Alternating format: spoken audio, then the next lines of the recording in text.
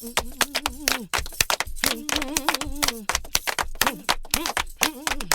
very much. I'd really like to welcome everyone here to this event. It's obviously part of Black History Month. It's sponsored by several people. The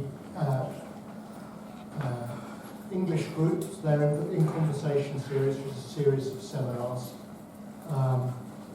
The Institute for Black Atlantic Research has now been going for 5 years here at UClan, with me as director and Elaine Himmett as co-director. And a new institute, a new centre which is set up called Migration, Diaspora and Exile, or MIDEX, which has only been going for a month. And that's, all of these people have come together to help bring Queen Quet to us. So I'd like to thank you all for coming. And you've come from a variety of different backgrounds and departments. And I think that's a testament to the kind of event we're going to see today. We want to present Queen Quet, chiefess of the Gullah Geechee Nation. There's an announcement at the start. Everyone needs to remember and turn their phones off. Also, the event is being recorded and the photographs being taken.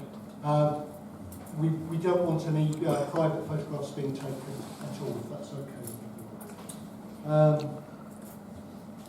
Queen Quet is the elected head of state and spokesperson for Gullah Geechees. The Gullah Geechee Nation exists in the Atlantic Ocean of the southeast coast of the United States. And she is a native of St. Helena Island in South Carolina. Queen Quet Marquetta Al-Godwin is a published author, computer scientist, lecturer, mathematician, historian, columnist, preservationist, environmental justice advocate, environmentalist, film consultant, and as she says herself, the archivist. She's founder of the premier advocacy organisation for the continuation of Gullah Geechee culture, the Gullah Geechee Sea Island Coalition. Queen Quet was selected, elected and installed by her people to be the first Queen Mother, respectfully referred to as Queen Quet, chiefess and head of state for the Gullah Geechee Nation. She provides presentations all over the world. She comes hot foot from a climate change event in Scotland. She spoke on behalf of the people before the United Nations in Geneva, Switzerland. And Queen Quet was one of the first of 7 inductees in the Gullah Geechee Nation Hall of Fame. She received the Anointed Spirit Award for her leadership and for being a visionary. It really is a great pleasure to have her here. It's going to be a unique event. I hand the floor to Queen Quet.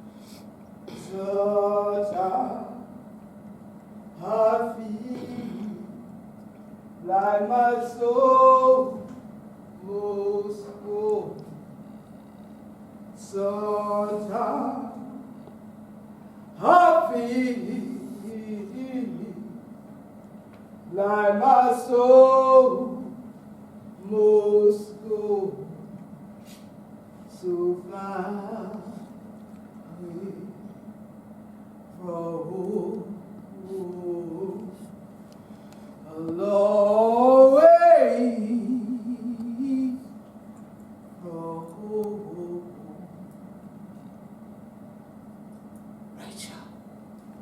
this year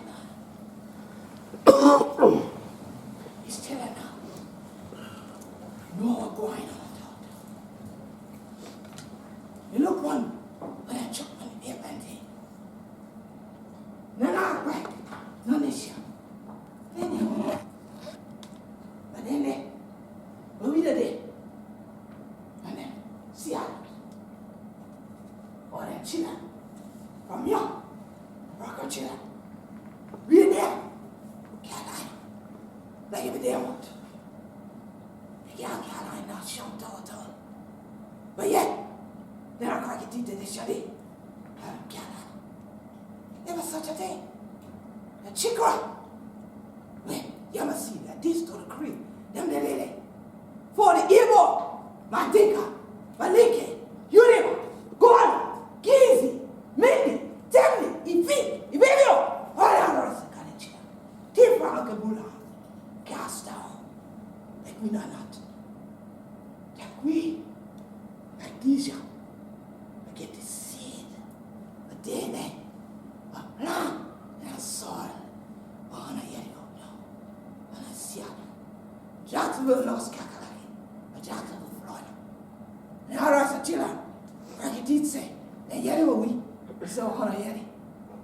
And so all kind of cracking was slave. We're not slave. African people. But they're trying to change the who we are. And things like that. The Quran culture. Thrown together. So how do we gotta get you. So how do you hear what we know? Yeah, how do you hear what we told? How do you hear that out there? How do you hear anything about this year? There. How do you hear about Carolina going right so we down one? How do you hear about down the go? Some of your ancestors going dead. And die blue. I'm walking this year.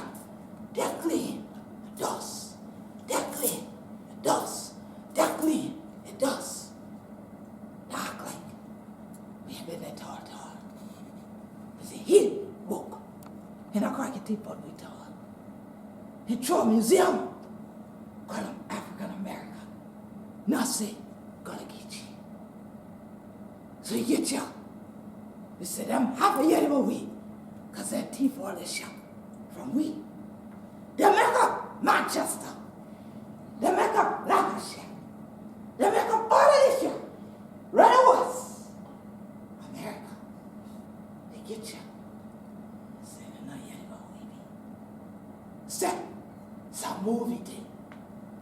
We got woman in long white dress, high heeled shoes, walking in the dirt, sitting in trees and things. They say, them know we. Who them know? But the other rest of people look at you and say, let's see this movie. And they said, I don't want to Gullah, one of the Geechee. He said, for true. We are Gullah Geechee. We be Gullah Geechee. But they're not we. I said, He said, or as one of children I say, She said, Oh, wait a second. Yeah, they there. All around the world. They show what the rest of people. See what we are. You know that? But I have some people come from university. Go in the field, not this kind of field. Go in the field with this kind of thing here. Paper, pencil, and say, we look for them. We not find them. No more Gullah Geechee there at all. They come back and they write that.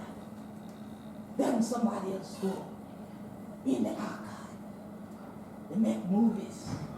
And they say, they're gone. For the last of them did it. Say, brother, last dying breath. When the story them right, but over 40 years ago.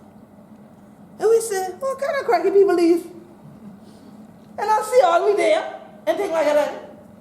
They say, yeah, but them not cracky people we talk down. So I don't know whether we there or we not there.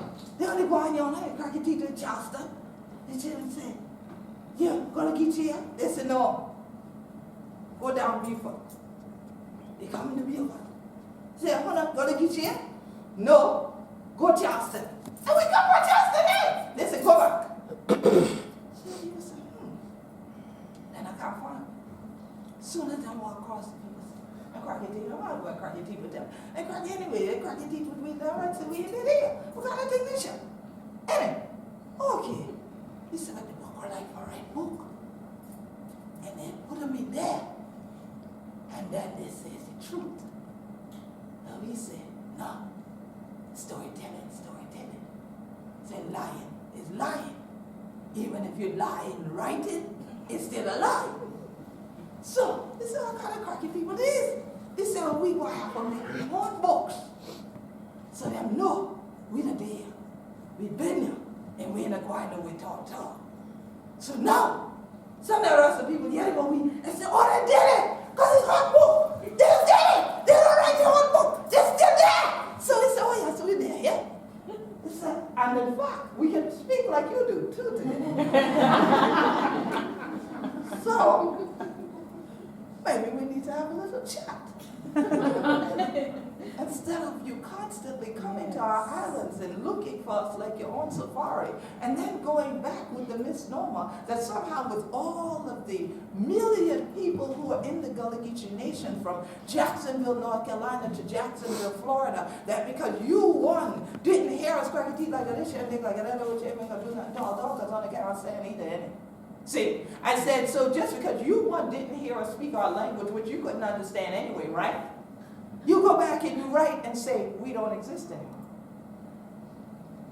But you do believe we once were there because of fictional films that you get to watch. Doesn't matter that these fictional films have been produced in the 1900s, latter 1900s, in fact. Doesn't matter that reports in the 1980s, 1990s, 2000 said that Gullah was no longer in existence. In fact, one article in the 70s said Gullah's last dying breath. That's what I mentioned when I was back there. And we're yet alive. So as we say, let us not adhere to the reports of my demise because they were false. So here it is. We're still there on what are called the Sea Islands. There's no such place as a Gullah Island. There are Gullah Geechee people that reside on the Sea Islands of the Gullah Geechee Nation. And the Gullah Geechee Nation is in the Atlantic Ocean from Jacksonville, North Carolina to Jacksonville, Florida, and 30 to 35 miles inland to a river called the St. John's. Now I thought the American miseducation system was at fault. I said, well, there's so many things that they left out of their pages of his books. When he tells the story, somehow it leaves out me in the story.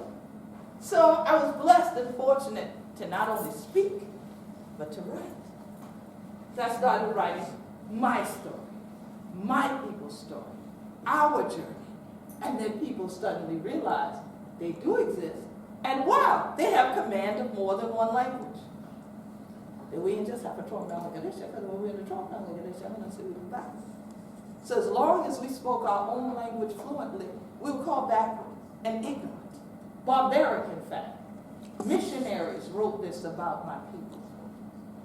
When the U.S. Civil War began, when we would say, big shooting thing gonna stop.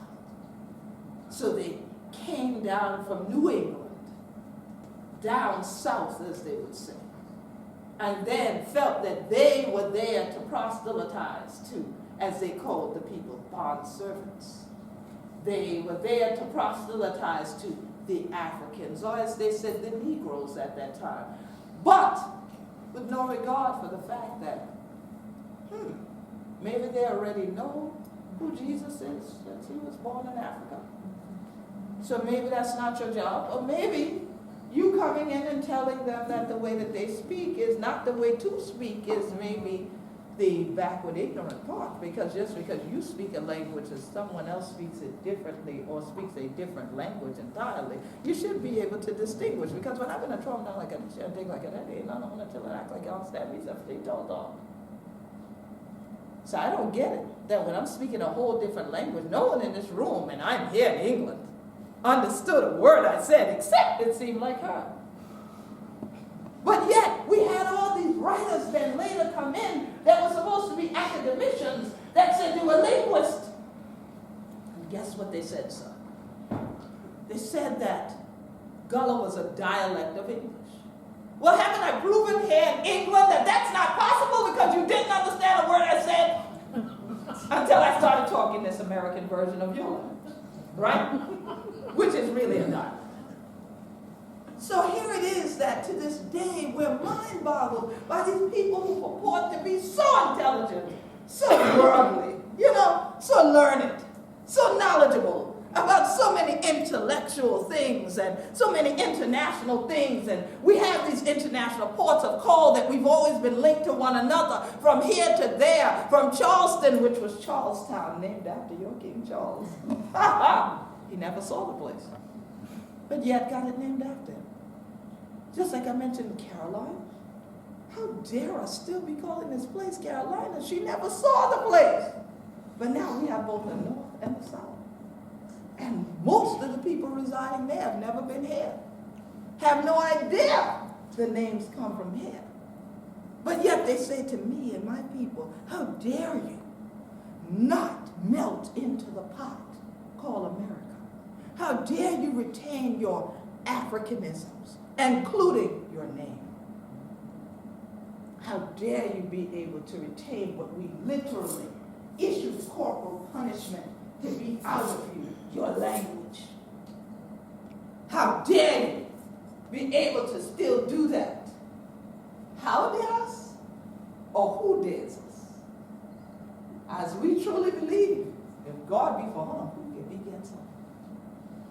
So, it is the strength of our faith that kept our cultural traditions alive. And even in spite of being transported in the belly of the beast, here we ended up going through the middle passage that you call the Atlantic Ocean and thriving and surviving instead of dying and being destroyed.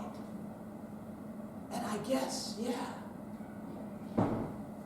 would wonder, how could that happen?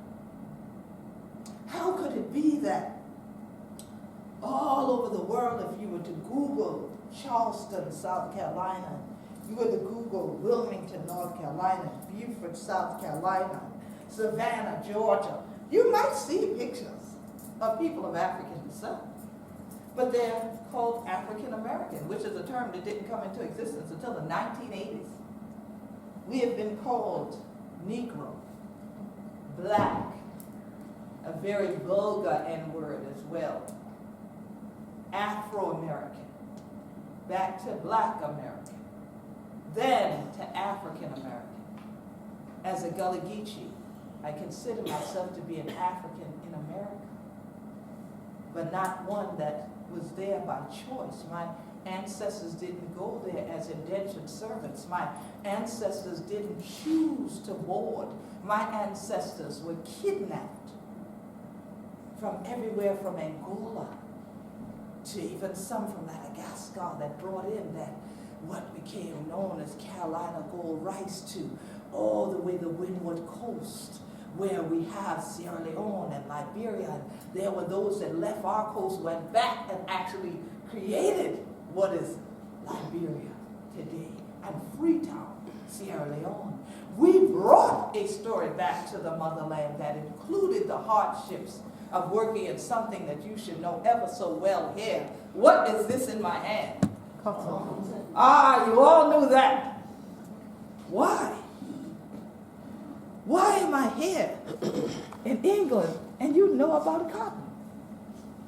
In this city in particular, why do you know about cotton? Don't be afraid.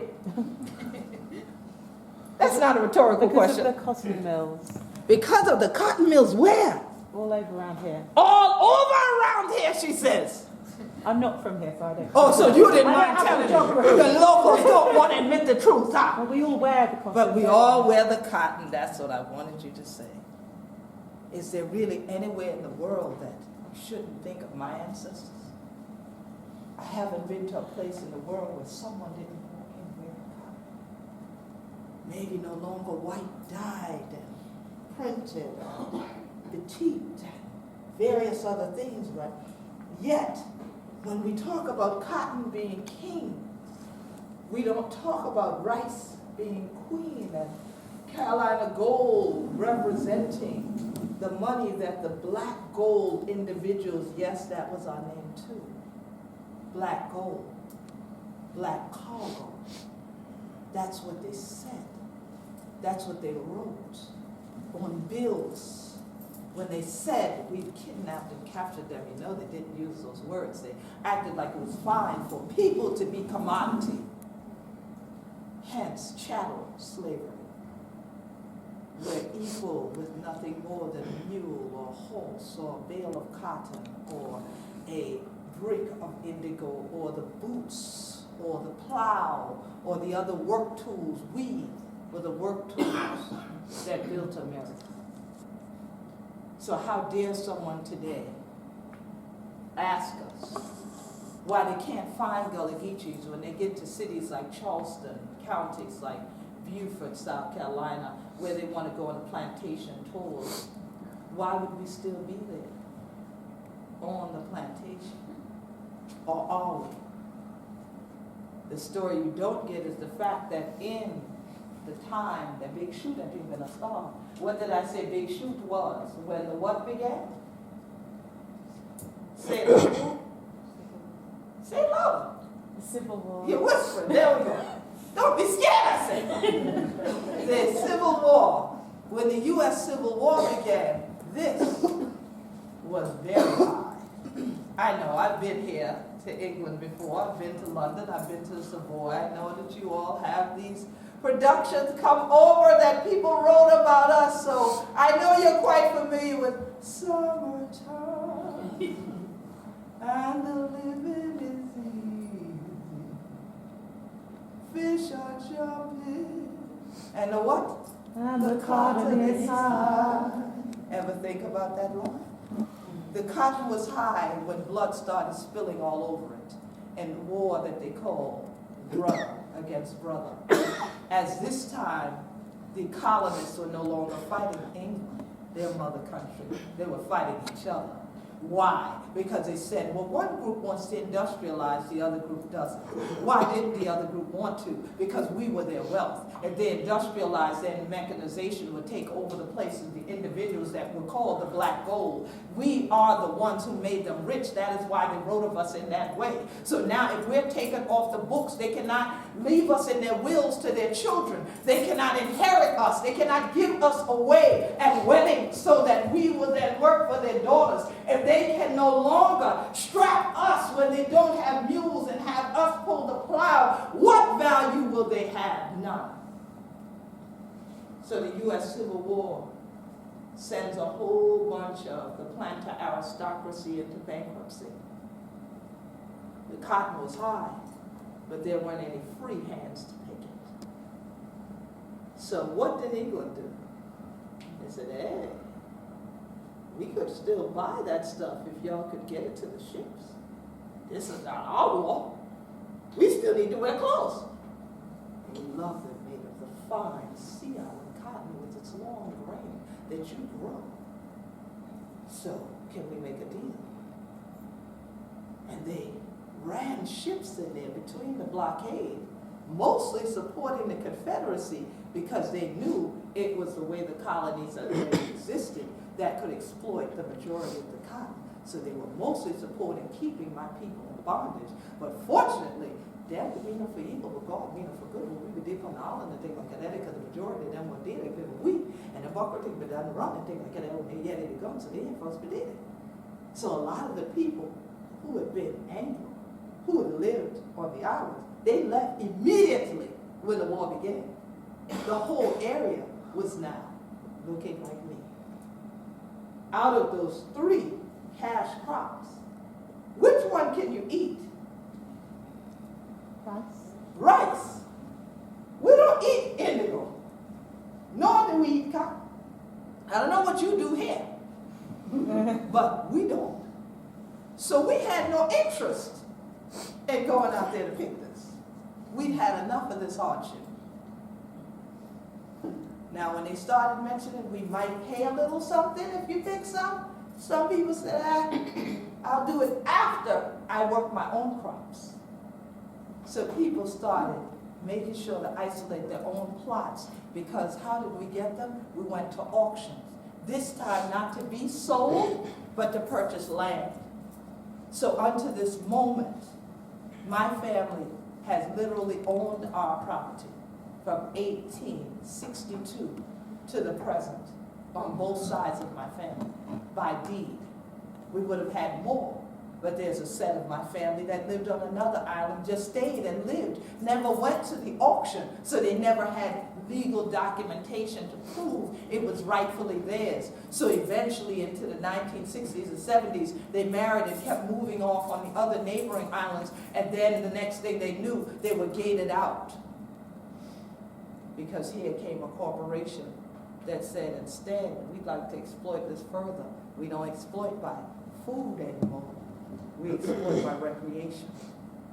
Something I see that you all love here, especially in Scotland, golfing. And you can't eat that white ball either.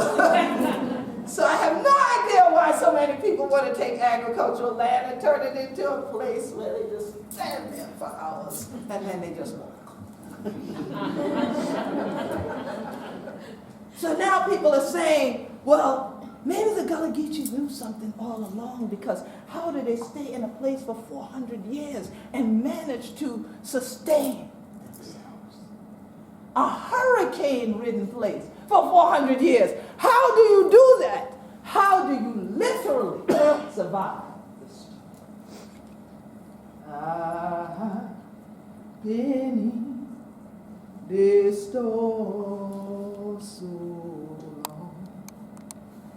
I've been in this your storm so long, crying, Lord,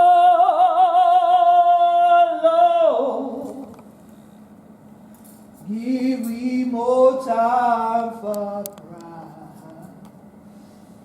I've been in this your storm so long. Through every storm, whether it was those that were tossing our ancestors back and forth inside enslavement vessels that went from their coast in the motherland over to the Caribbean, over from there to Charlestown, which became the #1 enslavement auction block in America, or whether it was since the war ended and a period called Reconstruction began, and there were those who set about to ensure that we still would not be free, that we would return that land, that they would again be the ones that oversaw it, that would take it, that would strip it of everything of real value, including the people who are called Gullah Geechee today, that they would come in with what they call the lost cause doctrine. They would teach about a story that would leave out anything about African people's survival, about African people's intellect, about African people such as the Gullah Geechee, who have been self-sufficient all of this time, that actually, even during chattel enslavement, were on the sea islands autonomously. We had drivers, which were other African people, not overseers who were European men, unlike on the mainland, which was the direct opposite, hence allowing us to always engage with one another, always bring back together our circle, always be able to shout at Alicia in the evening, so that the Holy Spirit feel like Alicia. Your people make sure you're up like this. They also made sure that you knew that to be a slave was not your name, nor your destiny, that you had opportunity, that if you had to fight to the death, you would achieve it. So Gullah Geechee people fought in the American Revolution. Gullah Geechee people ended up in the War of 1812. Some of them left from the Carolinas, went northward, ended up in Nova Scotia, Canada. Many of them that left from Nova Scotia, Canada, were the ones that ended up in other places in the world, including in Trinidad and Tobago as Americans. some stayed in Bermuda. And here it is. All of these people are part of the Gullah Geechee diaspora, including the indigenous people called the Seminoles, Black Seminoles, Afro Seminoles, all these new terms. And you get to Mexico, they even call us Moscogo. And everywhere, the only common thing is that they say these are black people from the Carolinas and Georgia. And then they say things like, and they have a funny way that they talk. They have a language that we didn't understand. They say things like, well, it is the size of their lips that disallows them from effectually communicating in English. I think I have a bit of a hold on it, don't you? So here it is, that even now, in 2019, our story's been covered up as if it never happened. As if it's, some people would say a blackout on it, but I say a whiteout, because we use whiteout to get rid of things in the U.S. And it seems more of a whiteout has happened in terms of who we really are as Gullah Geechees. But what's been sold to the world has been children's programming, making people think we have 10-foot tall frogs. And there's been films, as I mentioned, of women just sitting on the beach and eating food while the men play in the background. And yes, the beach is real because it's right by my house. It's Hunting Island State Park. But the people playing the parts were not native Gullah Geechees. These are simply actors and actresses in New York City that then, instead of coming to the island and learning truly from who we be and things like that, I yet say when the Nana characters told them things in Gullah, they even told her, tone that down. The director said, tone that down. Tone that down. Sounds like silencing. Because if I tone down my devices nowadays, it goes to 0 and then it strikes through the speaker, which means you can't hear it. So even though something's being said, it's like the mind.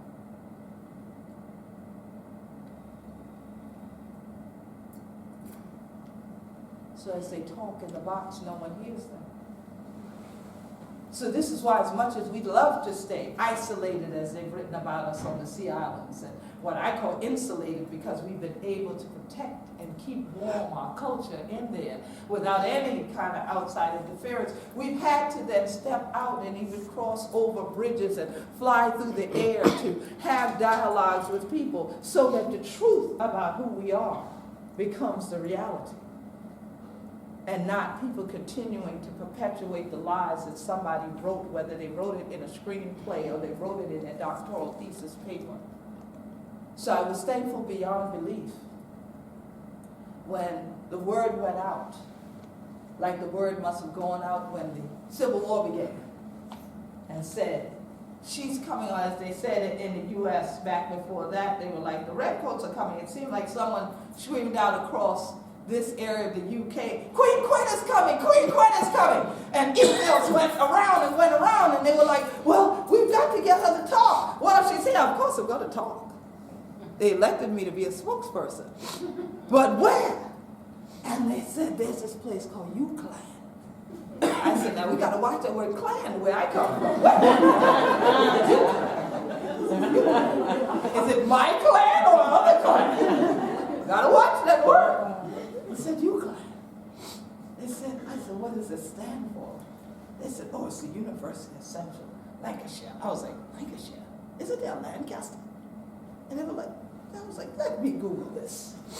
I was like, I'm right, there's a Lancashire and there's a Lancaster, and they are two different places. So let me see about this place. And every place that I traveled across in the week that I've been here, all I could see was cotton.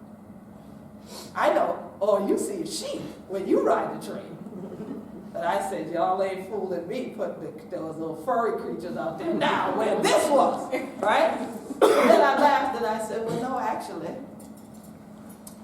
what would have been baled instead of the hay would have been bales and bales of this. But in your major port cities, like she said, all over this town, all over this region, because your mills would have been bringing this off, but where did it come from? It wasn't grown here. It was grown where I lived.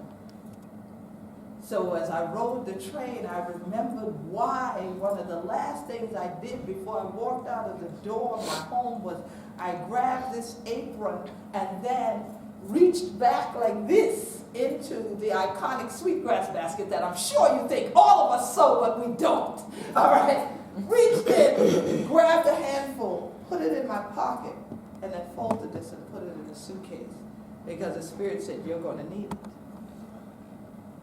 I said, once again at the university, I have to dress so that they don't panic, that they don't think that I'm not a native Gullah Geechee because my head's not tied and my shoes aren't off or I'm not barefoot. Because I know all the pictures you get from America, that's what African people look like there. No shoes, heads tied, sewing baskets, singing, and cooking food.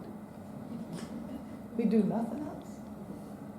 Oh, we've done a whole lot more than that, especially when you talk about the foundation of America.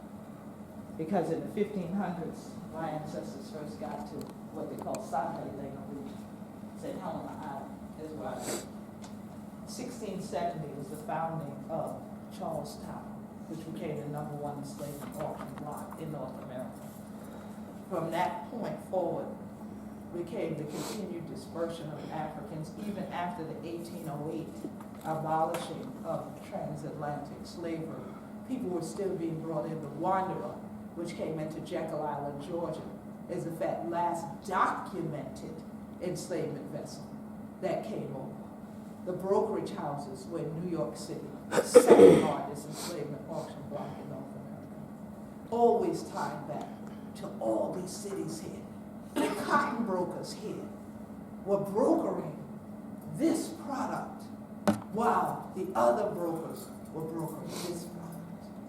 And were it not for the brokering of this product, there would be no brokering of these other cash crops as products, as commodities.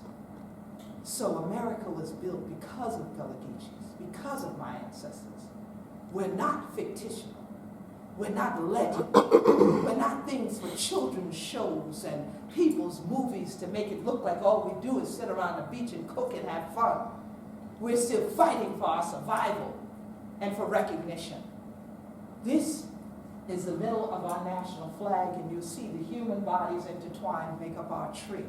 They represent all of the indigenous groups we are part of from both the motherland and Africa, and the indigenous Americans that some of us intermarried with and became known as Seminoles and Black Seminoles and so forth, and fought our enslavement and are fighting now for our human rights, our right to self-determination.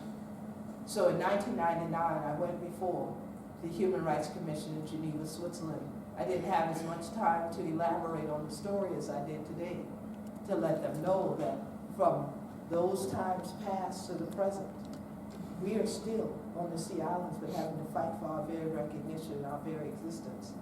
Now not only fighting human beings that just don't think that there is such a thing to be celebrated like Black history because they don't feel there is such a thing as Black history, all the way through to fighting now the elements, climate change, sea level rise. Bridges that have come from one direction brought people trying to get our land from beneath us. And now water rising coming from the other direction is now pushing our people further and further. So now, our faith still stands as you see them. We be Gullah Geechee anointed people. We know that if our ancestors could have thrived and survived, and that we can still stand today and tell our story orally and in written form. I only wrote a few books in my lifetime, just a few. These are the history ones. That doesn't count the poetry, just a handful. All right. If we can do this today, we know so much that it is a blessing to be able to do so. And it's a blessing to be amongst this clan at UClan. And to know that before I even got here, this time to the UK, that so many people were interested in hearing what I'd have to say. And that you really wanted to know for yourselves our story and the reality of being Gullah Geechee. And so, as we stay at home and put on no better, I'm going to do better. So you might have had a lot of information you thought about Gullah Geechee. Because maybe you did see the movie I've been referencing. Maybe you've seen the children's shows I've been referencing. But after today, your job to teach somebody else. Or maybe you just thought it'd be interesting, or as college students do, you heard there'd be free food and you just decided to come on. Or you're getting a score because your professor said if you attend that program, you get a grade. Hopefully you better get a good one, because I'm a straight A student, so y'all better not shame me. Especially if you go back and write a blog about me, you better make it good, okay? So here it is that it's always about how do you bring people together. And at home we bring them together in the circle. As you see, everything about us is that circle. Our spiritual tradition is we shout in the circle. If we get together in a gathering, we usually have the seats in a circle. Because they had the nice comfy couches, that's the only reason I didn't make them shift them around and make them all circle in here today. But now the circle is open for you all to be able to dialogue. And I must say this before this gentleman here runs off too far. This gentleman that introduced me, he'll tell you that this actually can attest that this is true. When I got an email that said it was from a man with the last name Rice, I had to open it myself right away. And when I saw that he was inviting me to speak, I said, you know the answer is yes, right? Because if anyone with the last name Rice writes a Gullah Geechee, the answer is going to be yes right away. Now, I'm a little disappointed there's no rice here for lunch, but I'll let you slide. I'll let you slide. But any questions from the circle? I'd like to thank Queen Quet so much for her talk. And I've got a microphone, so I'll pass it around so people can A ask roving questions mic. and we'll hear them. Yes. So this is a roving mic, so who wants to ask the first question? And while he comes to whoever that may be, I'll tell you all that when he told you, I heard a few suck your teeth when he said to turn your phones off. But that's always a protocol when I'm speaking, so that people will focus, pay attention, be present. All right? But if you follow Gullah Geechee Nation on Facebook, all right, you will find the pictures there. So I hope you don't have any warrants or anything like that, because we're going to put your pictures online. Okay? So here it is. It'll be on Gullah Geechee Nation on Facebook. And if you follow at Gullah Geechee on Twitter or Instagram and see how it's spelled, there's no I in Geechee. Then you can also keep up with things we're doing as well. And we will have the video come out of GullahGeechee.tv. Okay? Yes. And Jim, introduce yourself before you ask. Please. Hi. Thank you, Your Majesty.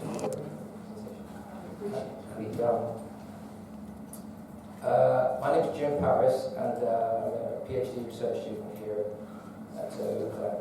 And one of the things I'm interested in, doing a study of traditional African art and music. One of the things I'm especially interested in, which some thinkers have expanded on going back as far as I know, not only going back going back to Leopold Senghor. He talks about the differences that can be explained or rather exist or will exist in African languages. The difference. A difference in being and so forth that stem from he demonstrates evidence for in African languages. I don't know if you could unpack that, or if you have any comments on that from the point of view of your language. Well, it's very interesting that you would ask this question about language, because many people who do come upon Gullah Geechee, it is through linguistic studies. And they will find that Lorenzo Dow Turner, who was a native of North Carolina, actually did what is now considered the seminal work, and he's considered the father of Gullah studies because his linguistic work is what has led to so many other socioanthropologists and so forth coming to study us now.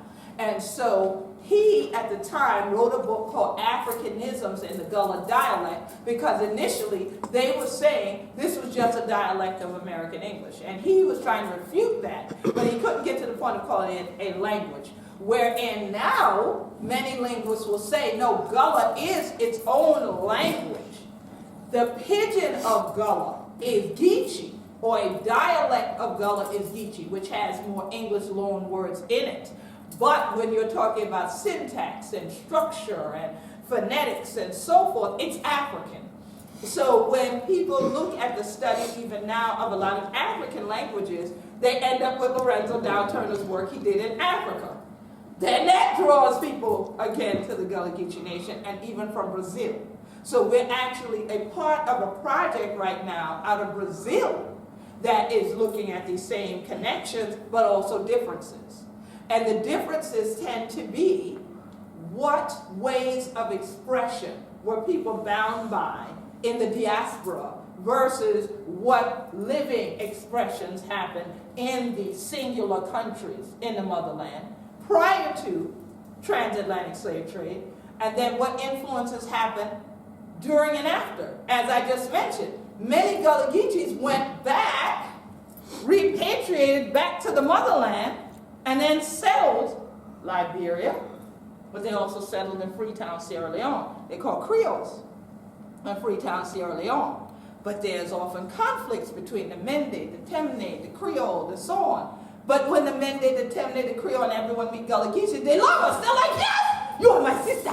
You are my sister. Oh my God, oh my God. Oh my God, I'm so glad to meet you. I'm glad to see you. You see, no problem. Myself, For true. from Salon. Ah, see? The bamboo there. You see? So that's why the whole time I was talking, she understood me, and she's Mende. So we have this thing of people saying, well, there are these differences, but who's doing the writing? That would be my question. And what is it that they think they're going to gain by articulating differences instead of commonalities? And have they really talked to us who live the cultures to really find out from us if we think we're different? Or are we more the same? The entire time I spoke, she understood me. The entire time. And I couldn't wait. I was like, okay, I can't wait till the end to find out which part of Africa is she from. You know? And so here it is. This is my Mende sister. Now let me make you really laugh. The first people I met from Sierra Leone face to face were Mende. So they're like, wait, we want you to know, you are a Mende woman. You are a Mende woman. And I'm going, I would have thought somebody would say I was Creole, you know? And like, you are a Mende woman. Okay. So then, here come the Temne people. Wait, you are a Temne woman. You don't let anybody tell you, you are a Temne. I'm like, okay. Then the Nigerians come. Wait, you are an Igbo. You are an Igbo woman. You understand? You are Igbo. You belong to us. So I'm like, listen. My family is all of you. So I am all of you. I have no problem. I'm all of you. And so that's the thing, is our celebration is the fact that Gullah Geechee contains so much of Africa, well, all of Africa, just about. Instead of there being difference, for us there's so much commonality. And we always find it in spaces like this versus the books. Like I said, just because you lie if you speak, and you lie and you write it down, it's still a lie. So I would wonder, who's writing it? So I would delve deeper, because the more the natives talk, we find things in common as opposed to differences. Absolutely. Who else? Do we have any other Anybody questions? else? Oh, this one. Right here. My outer town girl. Out of 10. Well, that sets me up nicely. I've come here from North Wales. What's your name? I'm sorry, I'm Miranda Kaufman. I'm my first book was about Africans in Tudor England, but I'm now moving into the 18th century. Ah. Anyway, so actually the sheep that you saw out the window are far from innocent in this story, because there's actually a research project going on now called, is it From Sheep to Slavery? Anyway, they made cloth out of the wool that they called Negro cloth, I and it was remember. used to clothe. Yeah, Anyway, I've read that. I thought you were going to tell me why they're enslaving them now and why they're branded. Some of them are pink and some are red. oh, well, I'll some tell are you that if blue. you want to. Yeah. Well, where I'm from, they paint different colours on the back of the sheep depending on whether they've been tucked yet or not by the ram. Ah, gotcha. Right. So I wanted to briefly ask you what the film was you were referencing, because I haven't seen it, so I want to know what the Lion film is. Yeah. But my main question It's Daughters of the Dust. is called Daughters of the Dust. Daughters of the Dust. Many people watch that film and swear to God they know all there is to know about Gullah Geechee culture, and we have to keep reminding them that is not a documentary. That's a fictional film. But some people are unable these days, as we see by the proliferation of reality TV, to separate fiction from fact. And that has led to a lot of tourists coming and believing that they're going to get there and see us just floating around in these long white dresses with high heels on the beach all day. We have no time for that, and we wouldn't do it with high heels on. I love my heels, but I don't wear them on the beach, okay? And so there are some things that are just not our reality. But that film has been played over here and in many parts of the world, and people take that as the reality of who we are as Gullah Geechees. I used to teach a course in New York for a while called Dispelling the Myths of Gullah Geechee Culture when that film first came out, in order for people to really get the difference. Yeah. Okay. So, yeah, forgive me if it's wrong, because obviously you've said that everything we've ever read about it might be completely wrong. But I was interested in...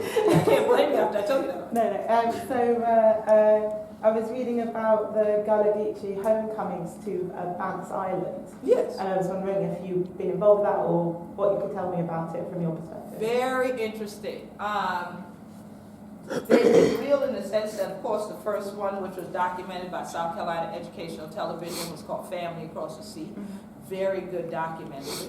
But there's been spin-off documentaries after that were literally staged.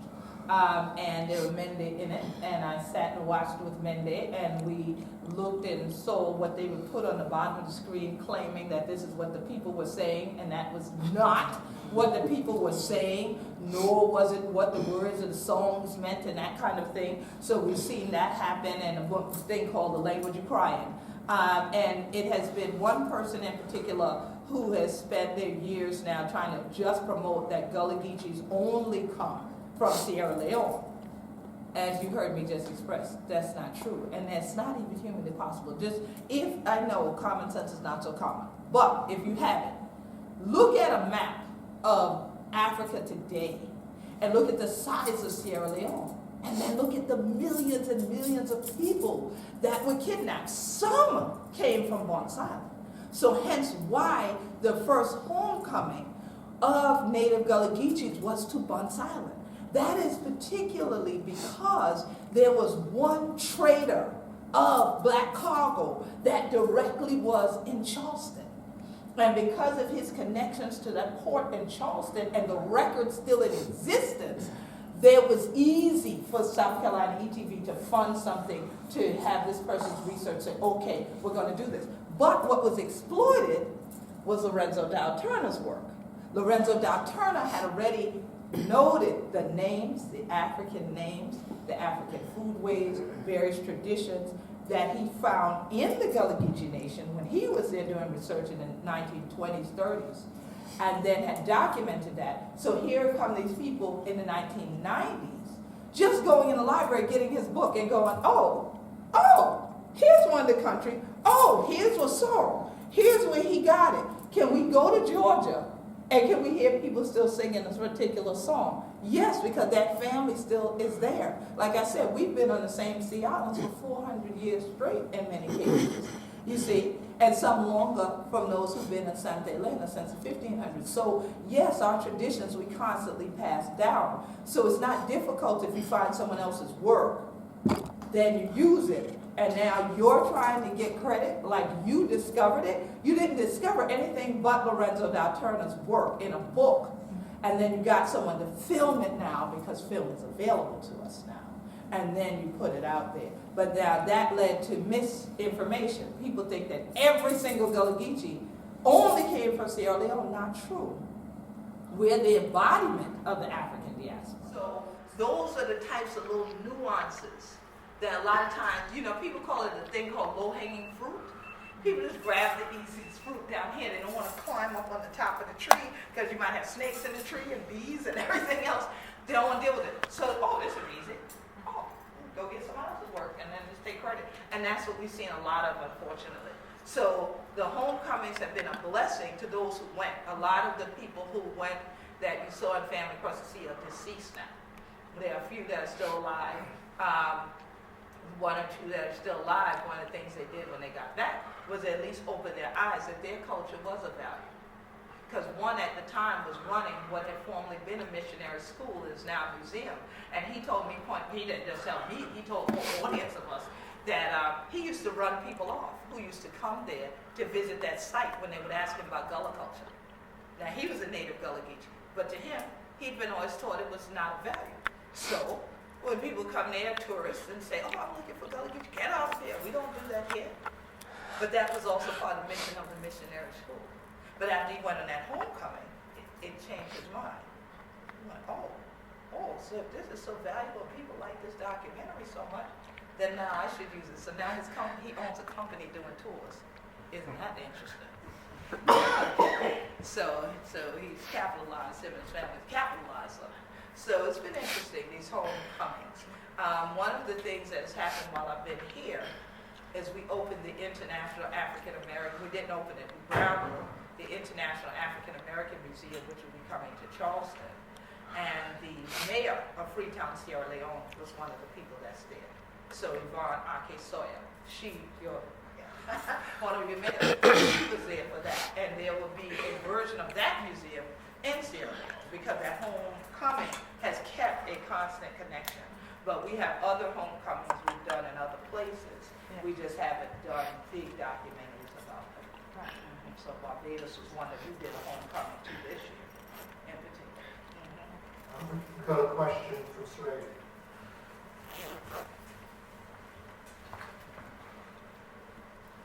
Thank you, Your Highness. Thank you very much.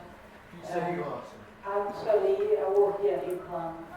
Where are you from? I'm originally from Brazil. Brazil! So I saw your eyebrows raised when I mentioned Brazil, but I didn't know why. Well, I'm very close to the Quilombolas communities in Brazil. Beautiful. And I was just, when you describing about the Gullah Geechee community, it brought me to really the similarities that they have in there. So I have a few friends working really hard in the community to maintain the culture, and I can see one of the most amazing approaches the communities have is using the land, yes. the independent Yes. production, Yes. total disconnection to this consumerism and value what they have in the roots, the Africanness. So, having said that, I was thinking about Zombie, Os Palmares, and obviously, actually, the communities were kidnapped, and they arrived also in Brazil. And then, was it something, what happened in Brazil in terms of how these individuals break through to freedom? Yes. And you see, after capoeira, which is now the only way you could defend themselves. Is this the same kind of events happen around the world, or just particularly from certain countries? No, it happened around the world. I mean, everywhere that I've gone or have been invited to, even in the Caribbean or Caribbean, depending on who's pronouncing it right, there are maroon groups. And those maroon groups are always interlinked. And we talk about Quilombo. We always talk about Quilombo, private, you know, private. I think the film in your case did good for you. And so that fighter spirit, that warrior spirit, that there was always groups that broke away. What we found interesting was when we went on the homecoming this year to Barbados, we were the first group of native Gullah Geechees to return to Barbados, actually on an official homecoming visit by the government and everything since they got there in 1670 to Charlestown. And we went to one of the historic sites and I asked them about Marunage. And I said, well, we've talked about a whole lot of things, you know, rum, enslavement, all of this, but everybody wasn't happy. So what happened, right? So we had heard about a few little revolutionaries here and there. And I said, but you're not mentioning any Marunage. What about that? Because we had met the Rastafarian community there. And they said, we had maritime Marunage here. And that was the first time I heard about that specific term, although we used it in the Gullah Geechee Nation. We never had a term like that, just Marunage, period. Not maritime Marunage, because we're on islands. Everything's maritime for us. I mean, why would we put that word? So there the difference was people would, as they would say, abscond onto ships to get away. Like they'd get on ships that they knew were going somewhere that was not a place of enslavement. And that's how they got away. And then they formed other communities in other places outside of Barbados altogether. So I thought that was interesting. But all over the world, I found these enclaves of people that are always connected to me to tell me, I'm a native, we're happy here. I was brought into the Virgin Islands maybe 5 years ago now, for a Maroons conference there. And the Maroons who were still there honored me and were so happy that I came. So this story is everywhere. Yeah. Do you think there is a modern Maroons? Do I think there's a modern one? I think to some extent. The problem that we have now is social media. People are complacent with thinking they're doing activism as long as they click a like online. They don't actually realize what being real fighters takes, what real freedom fighting is. And people are too much creatures of comfort nowadays to be real fighters. So they think a hashtag makes you an activist. And I can tell you, that is not what makes you an activist. How about when you first start getting your death threats? How about when you have to start traveling with security or traveling with 20, 40 people with you so that you have eyes everywhere? Now let's talk about what have you activated. Because if all you've activated is somebody to tweet a hashtag, darling, that's not it. That's not a movement, okay? And these people were people of movement and activity, hence the words. Okay, and so being a Maroon meant survival, and whatever we have to have. And so it's wonderful. We have to stay in touch and make sure that I get your email and everything, so that we can talk. Because with this project we're doing in Brazil, we would love to link up with you and others too, so we can keep that. We just can't tell them where we are. Yeah. Thank you. Yeah. Got any more questions? One at the back. Someone in the back, yes. They exist back. Thank you, Queen Quet. Like, Queen Quet, of course. My name is Nicole Wilson. I'm a research fellow here at UClan. Oh, the mic is a little, the speakers up here aren't so good. I'm going to come back here. Okay. So you mentioned in your talk. Oh, your mic to your mouth. That might be good. You mentioned in your talk that as Gullah Geechee people, you're still fighting for your survival and for your recognition. Absolutely. And resisting those assaults against the environment in the sea Yes. as well. And this really resonated with a conference I went to recently, which was the Haitian Studies Association conference, which was also a multilingual conference, not just in English and French, but in Haitian Creole. And one of the plenary panels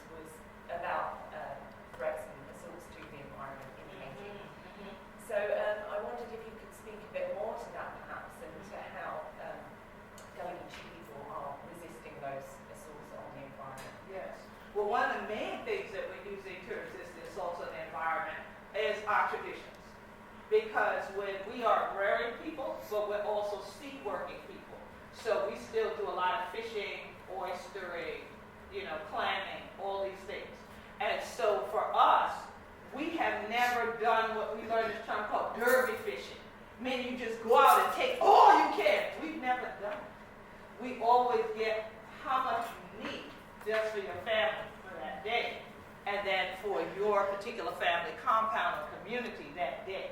You don't go out there and try to take everything except the bottom of the ocean with you. But others have come from around the world now because they've decimated other areas. They end up migrating into the Atlantic where we are, and then we get charged with laws against us saying overfishing. How can we overfish? We're using cast nets that we sew by hand, that we may only be going to a waterway and bogging and use it. We're not even necessarily using our bottom boat to row out there. So one of the things we've done over years is we've always done things that were naturally in balance. We also don't go after things when they're not in harvest season, okay, whether it's on land or in the water. So trying to teach people they shouldn't come to our area and think they can readjust the environment has been an ongoing problem. Now they realize as they called us, emotional natives did know something. So now we're invited to the sustainability meetings, the National Adaptation Forum, the Resiliency meeting. I'm invited to keynote and lead the plenary, open this thing up, because they want to hear now, and I'm also a scientist, by the way, all right? So now it's like, oh, she does know science, so she can't just be a native just saying this stuff. So they kind of respect that a little better, and they start to see, well, what techniques do you use?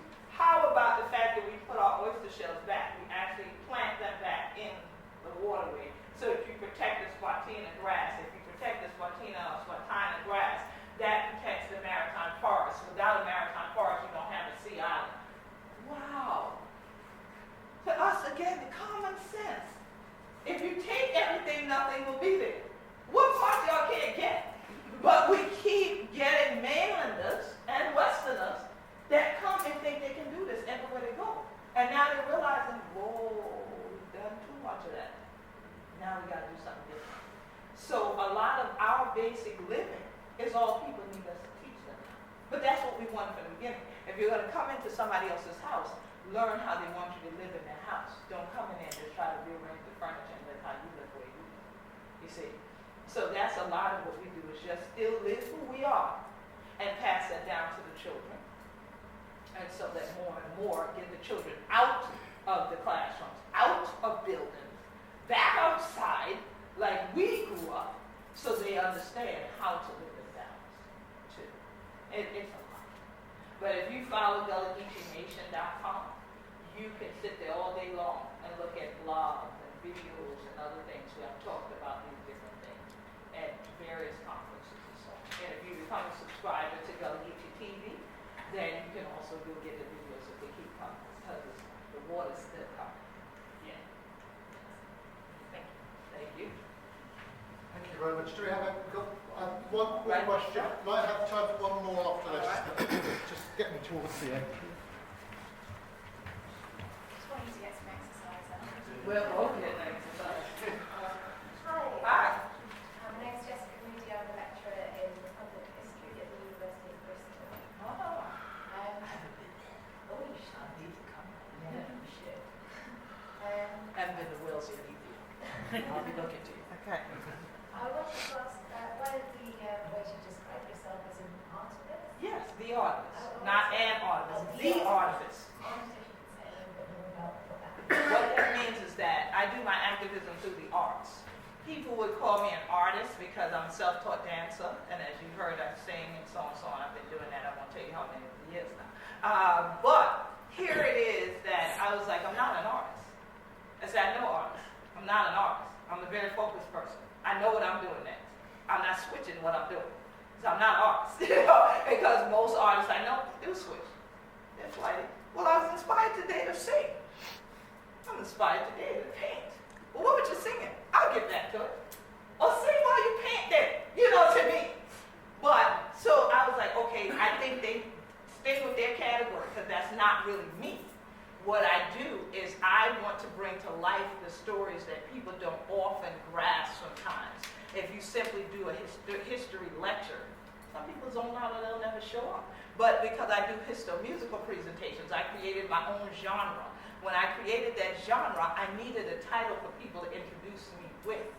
And so my thing was, I'm the artist, because I do my activism through the arts. And I almost had to sue someone because last year, someone had the audacity, didn't even have the good sense to look at the schedule, and was in Columbia, South Carolina, talking about they were going to do a session on artivism. I said, is that right? When I actually own the word. I was like, so did you realize that I own the word? So how do you use the word? That's why the artist, not an artist. Yeah, because I created it because it fits me. I customize clothes too, so you know, that stuff that fits. Yeah, it's just that logic thing for me. Yeah, it just has to fit. Any other questions? Queen Quet said she's going to hang around for a while, sell her books and chat to folk too. So, but we have time for one more question if there's another question out there. It's just to follow up. Tell people who you are. I'm Jane from earlier, and I'm I was just to follow up on. I'm wondering about like democratic access to the term the artifice, and how that can be rolled out as a way of in education terms. So it can sort of. I'm just fascinated by the term. I'm just wondering how owning it is helpful. That's it? Yeah. Okay. I was going to do something else. Owning it is helpful because it distinguishes me from other people. When you create this whole pile-on of everybody just using a term, it does not necessarily manifest itself with the initial intent for which that term was created. Yeah. And I watched that with laws, Yeah. much less with terminology. I also created the term destructionment. I had one of my students now write his doctoral thesis and name it destructionment, jakes and fakes, and to the Sea Islands, okay? So then I had to get on him. Well, first you didn't ask him to use it. Now, how can you define it? It's not yours to define. Yeah. And he was like, you're right, I should have asked you. Right. So see, it's those types of things that to me perpetuate further exploitation. When someone else knows a person created it, you're supposed to cite it. Yeah. But people won't cite it. They'll just go around saying the term now, and then suddenly they are that. And they're not doing what I started out doing, which is literal activism to save an entire cultural community's existence. Now, if there's people in Colombo and various other places that want to use it, I'd say yes. But just because someone is an artist, you have a word already. Keep your word. Or come your artist, be creative and come up with your word. Because it defines you. This is just a word that defines just me, the artist. So that's why I wouldn't really want a whole group of artists, because I would have taught artivism courses if I did. I could create mini-me's if I wanted. You see? But this has to do with living culture, keeping it alive. It has to do with human rights. It has to do with literally life-threatening things. It's not just about just being creative. It's a whole lot packed in it.